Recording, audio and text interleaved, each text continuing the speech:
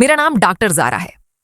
आज की वीडियो में हम बात करेंगे हमल प्रेगनेंसी के दौरान सेब खाने के 5 हैरत अंगेज फवायद के बारे में। अगर आप मां बनने वाली हैं या कोई करीबी इस मरहले से गुजर रहा है तो ये मालूमात आपके लिए निहायत मुफीद साबित हो सकती हैं। पहला फायदा यह है कि सेब फाइबर से भरपूर होता है जो हमल के दौरान कब्ज जैसे आम मसले को कम करने में मदद देता है।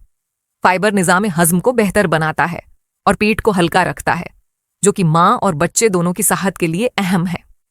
दूसरा फायदा यह है कि सेब में वाफर मिकदार में एंटीऑक्सीडेंट्स मौजूद होते हैं जो मां के जिस्म को फ्री रेडिकल्स से बचाते हैं और मुदाफाती निज़ाम को मजबूत बनाते हैं।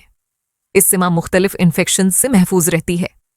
तीसरा फायदा यह है कि सेब में मौजूद विटामिन सी मां के जिस्म में आयरन जज्ब होने में मदद देता है, जो हमल के दौरान खून की कमी से बचाव में अहम किरदार अदा करता है।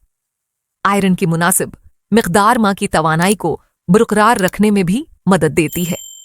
चौथा फायदा यह है कि सेब में मौजूद कुदरती शौगरस जिस्म को फौरी तवानाई फराहम करते हैं, जो थकन और कमजोरी जैसे हमल के आम मसाइल को दूर करते हैं।